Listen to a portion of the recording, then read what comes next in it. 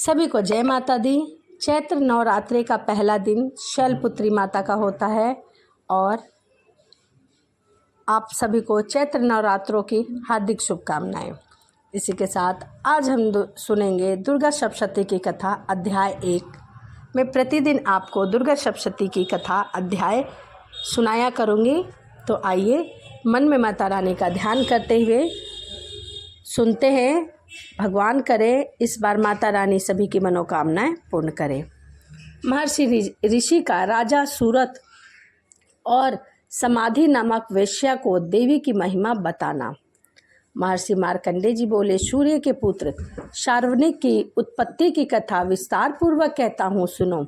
शार्वणिक महामाया की कृपा से जिस प्रकार मनवंतर के स्वामी हुए उसका हाल भी सुनो। पहले स्वारोचिस नामक मनवंतर में चैत्रवंशी सूरत नाम का एक राजा राज्य करते थे।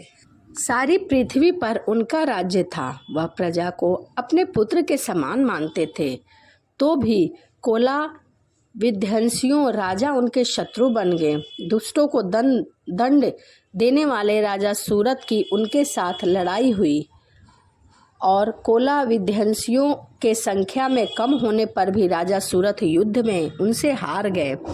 तब वह अपने नगर में आ गए। केवल अपने देश का ही राज्य उनके पास रह गया था और उसी देश के राजा होकर राज्य करने लगे, किंतु उनके शत्रुओं ने उन पर भी वहां पर आक्रमण कर दिया। राजा को बलहीन देखकर उसके दुष्ट मंत्रियों ने राजा की सेना और खजाना अपने अधिकार में कर लिया। राजा सूरत अपने राज्य अधिकार को हार कर शिकार खेलने के बहाने घोड़े पर सवार होकर वहां से एक भयंकर वन की ओर चले गए। उस वन में उन्होंने महर्षि मेघा का आश्रम देखा। वहां मेघा महर्षि अपने शिष्य तथा मुनियों से सुशोभित बैठे हुए थे और वहाँ कितने ही हिंसक जीव परम शांत भाव में रहते थे। राजा सूरत ने महर्षि मेघा को प्रणाम किया और महर्षि ने भी उनका उचित सत्कार किया। राजा सूरत महर्षि के आश्रम में कुछ समय तक ठहरे। अपने नगर की ममता से आकर्षक से राजा अपने मन में सोचने लगे, पूर्व काल के पूर्वजों ने जिस नगर का पालन किया था वह आज मेरे हाथ से निकल गया। मेरे दुष्ट और दुरा आत्मा मंत्री मेरे नगर की अब धर्म से रक्षा कर रहे होंगे या नहीं। मेरा प्रधान हाथी, जो कि सदा मंद की वर्षा करने वाला शूरवीर था, मेरे वैरागियों के वश में होकर न जाने क्या दुख भोग रहा होगा। मेरे आज्ञाकारी नौकर, जो मेरी कृपा से धन और भोजन पाने में सदैव सुखी रहते थे और मेरे पीछे पीछे चलते थे, वह अब निश्चय ही दुष्ट राजाओं के अनुसरण करते होंगे। मेरे दुष्ट एवं दुरा आत्मा मंत्रियों द्वारा व्यर्थ ही धन को व्यय करने से संचित किया हुआ मेरा खजाना एक दिन अवश्य खाली हो जाएगा। इस प्रकार की बहुत सी बातें सोचते हुए राजा निरंतर दुखी हो रहे थे। एक दिन राजा सूरत ने महर्षि मेघा के आश्रम के निकट एक वेश्या को देखा। राजा ने उससे पूछा, भाई तुम कौन हो, यहाँ क्या कर रहे हो, तुम्हारा यहाँ आने का क्या कारण है। तभी वह वेश्या भी शोकग्रस्त था और मन में सोच रहा था, इसका क्या कारण है। राजा के यह नम्र वचन सुन वेश्या ने महाराज सूरत को प्रणाम करके कहा, मैं वेश्या हूँ राजन, मेरा नाम समाधि है। मैं धनियों के कुल में उत्पन्न एक वेश्या हूँ। मेरे दुष्ट स्त्री और पुत्र ने लोभ से मेरा सब धन छीन लिया और मुझे घर से निकाल दिया है। मैं वहीं से दुखी होकर वन में चला आया हूँ और यहाँ महर्षि मेघा के आश्रम में रहता हूँ। इस बात को भी नहीं जानता कि अब घर में सब कुछ कुशल है या नहीं। अपने परिवार का आचरण संबंधी कोई समाचार नहीं ले पा रहा हूँ। घर में इस समय कुशलता पूर्वक है या नहीं, मैं अपने पुत्रों के संबंध भी नहीं जानता हूँ। वे सदाचारी हैं या दुराचार में फंसे हुए हैं। राजा बोले, जिस धन के लोभी स्त्री पुत्रों ने तुम्हें घर से निकाल दिया है, फिर भी तुम उन्हीं की चिंता कर रहे हो। वेश्या ने कहा, मेरे प्रेम में आपका ऐसा कहना ठीक है, किंतु मेरा मन इतना कठोर नहीं है। यद्यपि उन्होंने धन के लोभ में पकड़कर पितृ स्नेह को त्याग दिया, मुझे घर से निकाल दिया, तो भी मेरा मन उन्हीं के लिए चिंतित है।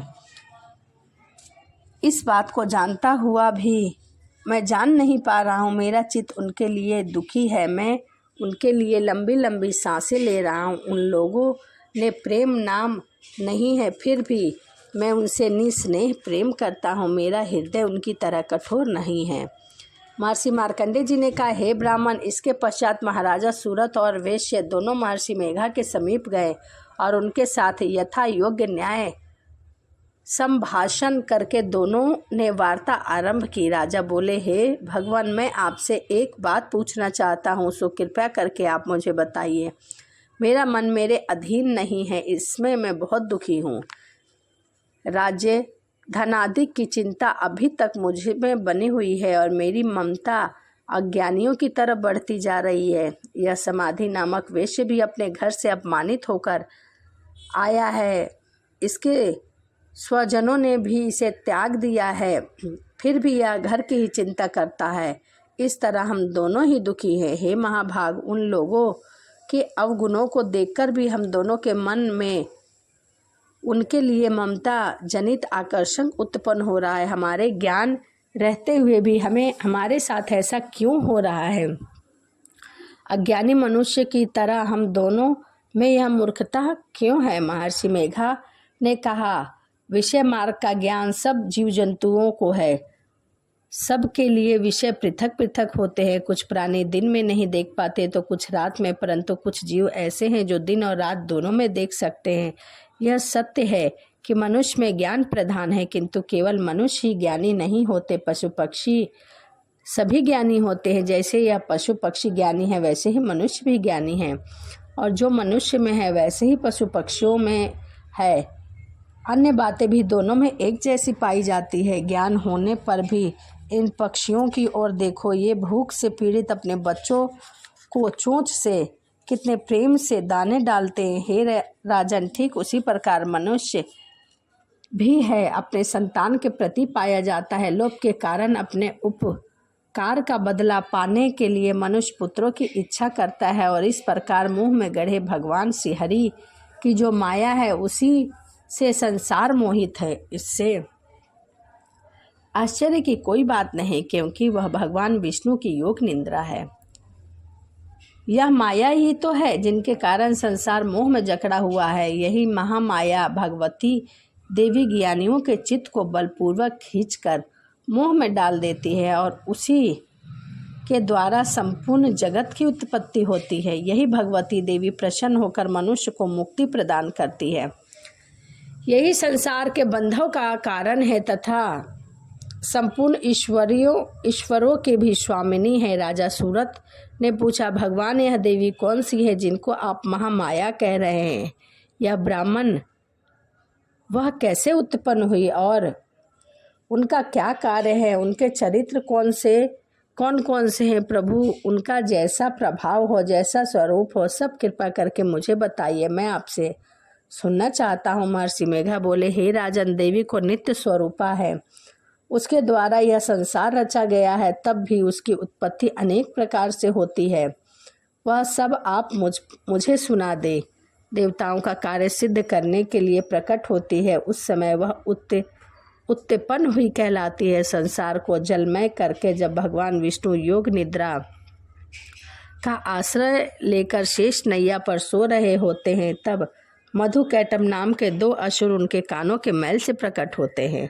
श्री ब्रह्मा जी को मारने के लिए तैयार हो गए। श्री ब्रह्मा जी ने जब उन दोनों को अपनी ओर आते हुए देखा तो भगवान विष्णु की योग निद्रा का आश्रय लेकर सो रहे हैं, तब वह उस समय श्री भगवान को जगाने के लिए उनके नेत्रों में निवास करने वाली योग निद्रा की स्तुति करने लगे।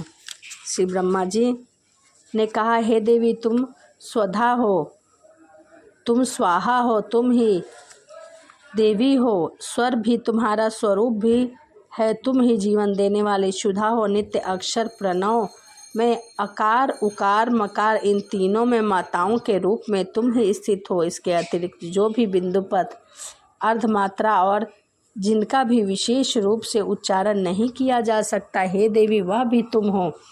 हे देवी, संध्या, सावित्री तथा परम जननी तुम ही हो, तुम इस विश्व को धारण करने वाली जगत जननी हो। जगत की रचना की है तुम ही ने, इस जगत की पालनहार हो तुम ही। कल्प के अंत में सबको भक्षण करने वाली हो। हे देवी, जगत की उत्पत्ति के समय तुम सृष्टि रूपा होती हो, पालन काल में स्थिर रूपा हो और कल्प के अंत में संहार रूप धारण कर लेती हो। तुम ही महाविद्या, महामाया, महामेघा, महारात्रि और मोहरात्रि हो। श्री ईश्वरीय और बोध स्वरूपा बुद्धि तुम ही हो। लज्जा, पुष्टि, दृष्टि, शांति और क्षमा भी तुम ही हो। तुम खड़ग धारणी, शूल धारणी, घोर रूपा तथा शंख, चक्र, गदा और धनुष्य के धारण करने वाली, बाण और परिधि में भी तुम्हारे ही अस्त्र शस्त्र है। तुम सौम्य और सौम्यांतर हो। यही नहीं बल्कि जितनी भी सौम्य तथा सुंदर वस्तुएं इस संसार में है, सब में बढ़कर सुंदर तुम ही हो और सबसे ऊपर सुंदर तुम ही हो। हे सर्वस्वरूपा देवी, जो भी सत्य असत्य पदार्थ है और उनमें जो शक्ति है वह तुम ही हो। ऐसी अवस्था में भला तुम्हारी स्तुति कौन नहीं करेगा। इस संसार की सृष्टि, पालन और संहार करने वाली जो भगवान हैं, उनको भी तुम अपने निद्रा के वंशीभूत कर दिया है, फिर तुम्हारी स्तुति कौन नहीं करेगा। भगवान विष्णु तथा भगवान शंकर के शरीर धारण कराने वाले तुम ही हो। तुम्हारी स्तुति करने की शक्ति किसमें है। हे देवी, तुम अपने इस उदार प्रभाव के कारण ही प्रशंसनीय हो। मधु और कैटभ जो भयंकर असुर है, इन्हें तुमने ही तो मुंह में डाल दिया है। श्री हरि भगवान विष्णु को भी जल्दी जगा दो और उन्हें मधु और कैटभ को मार डालने की बुद्धि भी प्रदान करो। महर्षि मेघा बोले, हे राजन, श्री ब्रह्मा जी ने देवी को इस प्रकार से स्तुति करके भगवान को जगाने तथा मधु कैटभ के मारने के लिए कहा तो भगवती श्री विष्णु जी के नेत्र, मुख, नासिक, बाहु, हृदय और वक्ष स्थल से निकलकर श्री ब्रह्मा जी के सामने प्रकट खड़ी हो गई। उनका ऐसा कहना था कि भगवान श्री हरि तुरंत जाग उठो और दोनों असुरों को देखा जो कि अत्यंत बलवान और पराक्रमी थे और मारे क्रोध के उनके नेत्र लाल हो रहे थे। वह ब्रह्मा जी का वध करने के लिए तैयार थे। तब क्रोधित होकर उन दोनों दुरा आत्मा असुरों के साथ भगवान श्री हरि पूरे 5000 वर्ष तक लड़ते रहे। एक तो वह अत्यंत बलवान और पराक्रमी थे, दूसरे महामाया ने भी उन्हें मोह में डाल रखा था। अतः वह श्री भगवान से कहने लगे कि हम दोनों तुम्हारी वीरता से अत्यंत प्रसन्न हैं, तुम हमसे कोई वर मांगो। भगवान ने कहा, यदि तुम मुझे वर ही देना चाहते हो और मुझ पर प्रसन्न हो तो तुम बस इतना करो कि मेरे हाथों से मर जाओ। बस इतना ही वर मैं तुमसे मांगता हूँ, यहाँ दूसरे वर से क्या प्रयोजन। महर्षि मेघा बोले, इस तरह से जब वे धोखे में आ गए और अपने चारों ओर जल ही जल देखा तो भगवान श्री हरि से कहने लगे कि जहाँ पर जल ना हो, सूखी जमीन हो, उसी जगह हमारा वध कीजिए। महर्षि मेघा कहने लगे कि भगवान विष्णु ने उसी समय कह दिया, तथास्तु। भगवान श्री हरि ने उन दोनों को अपनी जांघ पर लिटाकर उन दोनों के सिर काट डाले। इस तरह से यह देवी श्री ब्रह्मा जी की स्तुति करने से प्रकट हुई थी। अब तुम से उनके प्रभाव का वर्णन करता हूँ, सुनो। दुर्गा सप्तशती की कथा अध्याय 1 यहीं समाप्त होता है। इसी के साथ वीडियो को हम यहीं समाप्त करते हैं और आपसे मिलते हैं अगली वीडियो में। सभी को जय माता दी, राधे राधे। सभी को जय माता दी। कैसे हैं आप लोग? आशा करती हूँ कि माता रानी की असीम कृपा आप सभी को प्राप्त हो, आप सभी स्वस्थ हो, अच्छे हो। इसी के साथ आपके अपने YouTube चैनल प्रेम भक्ति में फिर से एक बार स्वागत है। और आइए आज हम सुनेंगे दुर्गा सप्तशती की कथा अध्याय 2। तो मन में माता रानी का ध्यान करते हुए कथा को सुनते हैं। एक बार बोलिए, सांचे दरबार की जय।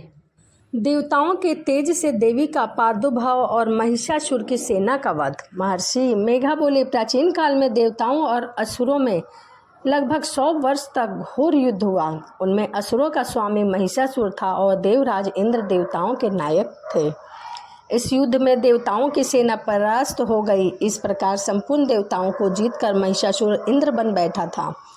युद्ध के पश्चात हारे हुए देवता प्रजापति श्री ब्रह्मा को साथ लेकर उस स्थान पर जा पहुंचे जहां भगवान शंकर विराजमान थे। देवताओं ने अपने हार का सारा वृतांत भगवान विष्णु और शंकर जी को कह सुनाया। वह कहने लगे कि हे प्रभु, महिषासुर इंद्र, अग्नि, वायु, चंद्रमा, यम, वरुण तथा अन्य देवताओं के सब अधिकार छीनकर उस पर अधिष्ठता स्वयं बन बैठा है।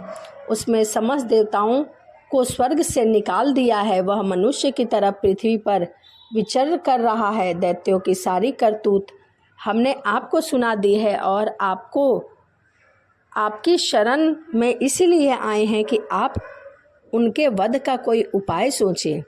देवताओं की बातें सुनकर भगवान विष्णु और शंकर को दैत्य पर बड़ा क्रोध आया। उनकी भवें तन गई और आंखें लाल हो गई। तभी क्रोध से भरे हुए श्री विष्णु जी के मुख से बड़ा भारी तेज निकला और उसी प्रकार का तेज भगवान शंकर, ब्रह्मा आदि, इंद्र आदि दूसरे देवताओं के मुख से भी प्रकट हुआ। फिर वह सारा तेज एक में मिल गया। तेजों का वह पुंज ऐसा दिखता था जैसे कि ज्वालामय पर्वत हो। देवताओं ने देखा कि उस पर्वत सी ज्वाला चारों ओर फैली हुई है और बहुत ही प्रकाशित हो रही है। देवताओं के शरीर से प्रकट हुए उन तेजों की किसी अन्य तेज से तुलना नहीं की जा सकती थी।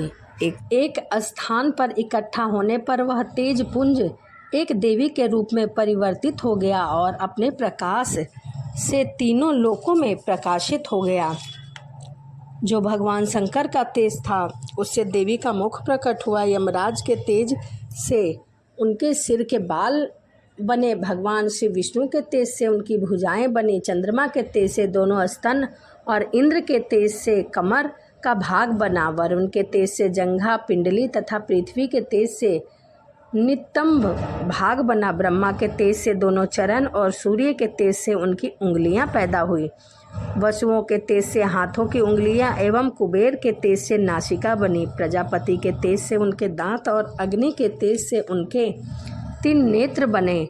संध्या के तेज से उनकी दोनों भवें और वायु की तेज से उनके कान प्रकट हुए। इस प्रकार उस देवी का प्रादुर्भाव हुआ था। महिषासुर से पराजित देवता उस देवी को देखकर अत्यंत प्रसन्न हुए। भगवान शंकर ने अपने त्रिशूल में से एक त्रिशूल निकालकर उस देवी को दे दिया। भगवान श्री कृष्ण ने अपने चक्र में से एक चक्र निकालकर उस देवी को दिया। वरुण ने देवी को शंख भेंट किया। अग्नि ने इसे शक्ति दी। वायु ने उसे धनुष और बाण से पूर्ण तरकस दिए। सहस्त्र नेत्रों वाले देवराज इंद्र ने उसे अपने व्रज में से उत्पन्न करके व्रज दिया और ऐरावत हाथी का एक घंटा उतारकर देवी को भेंट किया। यमराज ने उसे कालदंड में से एक दंड दिया। वरुण ने उसे पास दिया। प्रजापति ने स्फटिक की माला दी और ब्रह्मा जी ने उसे कमंडल दिया। सूर्य ने देवी के समस्त रोमों में अपनी किरणों का तेज भर दिया। काल ने उसे चमकती हुई ढाल और तलवार दी। क्षीरसागर ने उज्ज्वल हार और दिव्य वस्त्र उसे भेंट किए और इसके साथ ही उसने दिव्य चुंडामई दी, जो कुंडल, कंगन, उज्ज्वल अर्ध चंद्र, बाहों के लिए बाजूबंद, चरणों के लिए नुपुर, गले के लिए हार और सिर के लिए मुकुट, सुंदर हंसली, अंगुलियों के लिए रतन से बनी हुई अंगूठियां दी। विश्वकर्मा जी ने उन्हें फरसा दिया और उनके साथ ही कई प्रकार के अस्त्र और अभेद कवच दिए। इसके अतिरिक्त उसने उसे मस्तक और वक्ष पर धारण करने के लिए कभी भी न कुंभलाने वाले सुंदर कमलों की मालाएं भेंट की। समुद्र ने सुंदर कमल का फूल भेंट किया। हिमालय ने सवारी के लिए सिंह और तरह तरह के रत्ने देवी को भेंट किया। यक्ष राज कुबेर ने मधु से भरा हुआ पात्र और शेष नाग ने उन्हें बहुमूल्य मणियों के विभूषित नागहार भेंट किया। इसी तरह दूसरे देवताओं ने भी उसे आभूषण और अस्त्र देकर उनका सम्मान किया। इसके पश्चात देवी ने उच्च स्वर से गर्जना की। इस भयंकर नाद से समस्त आकाश गूंज उठा। देवी का वह उच्च स्वर से किया हुआ सिंहनाद समा न सका। आकाश उनके सामने छोटा प्रतीक होने लगा। उससे बड़े जोर की प्रतिध्वनि हुई। इससे समस्त विश्व में हलचल सी मच गई। समुद्र कांप उठे, पृथ्वी डोलने लगे और सब के सब पर्वत हिलने लगे। देवताओं ने उस समय प्रसन्न हो सिंहवादिनी जगतमयी देवी से कहा, हे देवी तुम्हारी जय हो। इसके साथ महर्षियों ने भक्ति भाव से विनम्र होकर उनकी स्तुति की। संपूर्ण त्रिलोकी को शोक मग्न देखकर दैत्यगण अपनी सेनाओं को साथ लेकर और हथियार आदि सजाकर उठ खड़े हुए। महिषासुर के क्रोध की कोई सीमा न रही। उसने क्रोध में भरकर कहा, यह सब क्या उत्पात है। फिर वह अपनी सेना के साथ उस ओर दौड़ा जिस ओर से सिंहनाद सुनाई दिया था। आगे पहुंचकर उसने देवी को देखा, जो कि अपनी प्रभा से तीनों लोकों को प्रकाशित कर रही थी। उनके चरणों के भार से पृथ्वी जैसे दबी जा रही थी। माथे के मुकुट से आकाश में एक रेखा सी बन गई थी और उनके धनुष की टंकार से सब लोग क्षुब्ध हो रहे थे। देवी अपनी सहस्त्र भुजाओं को संपूर्ण दिशा में फैलाए खड़ी थी। इसके पश्चात उनका दैत्य के साथ युद्ध छिड़ गया। कई प्रकार के अस्त्र शस्त्र में सब के सब दिशाएं उद्भासित होने लगी। महिषासुर की सेना का सेनापति चिक्षुर नामक एक महान असुर था। वह आगे बढ़कर देवी के साथ युद्ध करने लगा। दूसरे दैत्य की चतुर्गिनी सेना साथ लेकर चामर भी लड़ने लगा और 60,000 महारथियों को साथ लेकर उदग्र नामक महादैत्य आकर युद्ध करने लगा। महाहनु नामक असुर 1 करोड़ रथियों को साथ लेकर, असीलोमा नामक असुर 5 करोड़ सैनिकों को साथ लेकर युद्ध करने लगा। वाशकल्य नामक असुर 60 लाख असुरों के साथ युद्ध में आ डटा। विडाल नामक असुर 1 करोड़ रथियों सहित लड़ने को तैयार हो गया। इन सब के अतिरिक्त और भी कई हजार असुर हाथी और घोड़े को साथ लेकर लड़ने के लिए आए। इन सब के पश्चात महिषासुर करोड़ों रथों, हाथी, घोड़े सहित आकर देवी के साथ लड़ने लगा। सभी असुर तोमर, भिंदीपाल, शक्ति, मूषल, खटक, फरसा के साथ रणभूमि में देवी के साथ युद्ध करने लगे। कोई शक्ति फेंकने लगा तो कोई सहस्त्र आदि। इसके पश्चात सब के सब दैत्य अपनी अपनी तलवारें हाथ में लेकर देवी की तरफ दौड़े उन्हें मार डालने के लिए, मगर देवी ने क्रोध में भरकर खेल ही खेल में उनके सब अस्त्र शस्त्र काट दिए। इसके पश्चात ऋषि और देवताओं ने देवी की स्तुति आरंभ कर दी। देवी प्रसन्न होकर असुरों के शरीर पर अस्त्र शस्त्र का वर्षा करने लगी। देवी का वाहन सिंह भी क्रोध से भरकर दैत्य के इस प्रकार विचरने लगा जैसे कि वन में दवानल फैल रहा हो। युद्ध करती हुई देवी ने क्रोध में भरकर जितने श्वास छोड़े थे वह तुरंत ही सैकड़ों हजार गण के रूप में परिवर्तित हो गए। वे फरसे, खड़ग सभी शस्त्रों से दैत्य से युद्ध करने लगे। देवी की शक्ति से बढ़े हुए वह दैत्य का नाश करते हुए ढोल, शंख, मृदंग आदि बजा रहे थे। इसके पश्चात देवी ने त्रिशूल, गदा, शक्ति, खड़ग इत्यादि से सहस्त्र असुरों को मार डाला। कितने को घंटे में भरकर आवाज़ से ही यमलोक पहुंचा दिया तो कितने असुरों को उसने पास में बांधकर पृथ्वी पर घसीटा। कितनों को अपने तलवार से टुकड़े टुकड़े कर दिए। कितने को गदा की चोट से धरती पर सुला दिया। कई दैत्य मूसल की मार से घायल होकर रक्त वमन करने लगे और कई शूल से छाती फट जाने के कारण पृथ्वी पर लेट गए। कितने की तो बाण वर्षा से कमर ही टूट गई। देवताओं की पीड़ा देने वाले दैत्य अब कट कट के मरने लगे। कितनों की बाहें अलग हो गई, कितने की ग्रीवाएं कट गई, कितने के सर भूमि से लुढ़क कर दूर चले गए, कितने के शरीर के बीच का भाग कट गया, कितने की जंघाएं कट गई, पृथ्वी पर गिर पड़े। कितने की सिर और पैर के कटने से वह भूमि पर लड़खड़ाने लगे। अस्त्र शस्त्र हाथ में लेकर देवी से लड़ने लगे। कई दैत्यगण भूमि में बाजों की ध्वनि से के साथ नाच गए। कई असुर जिनके सिर कट चुके थे बिना सर और धड़ के ही अस्त्र लिए हुए लड़ने लगे। दैत्य रह रहकर ठहरो ठहरो कहते हुए देवी से युद्ध करने के लिए ललकार रहे थे। जहाँ पर घोर संग्राम हुआ था वहाँ की भूमि रथ, हाथी, घोड़े, असुरों की लाशों से पट गई थी। असुर सेना के बीच में रक्तपात होने के कारण रुधिर की नदियाँ बह रही थी। इस तरह देवी ने असुरों की विशाल सेना को क्षण भर में ही नष्ट कर दिया।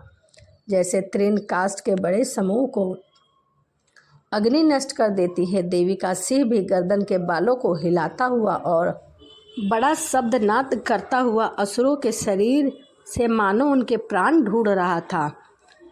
वहाँ देवी के गणों ने जब दैत्य के साथ युद्ध किया तो देवताओं ने प्रसन्न होकर आकाश से उन पर पुष्प की वर्षा की। दुर्गा सप्तशती की कथा अध्याय 2 यहीं समाप्त होता है। मिलते हैं आपसे अगली वीडियो में। सभी को जय माता दी। राधे राधे।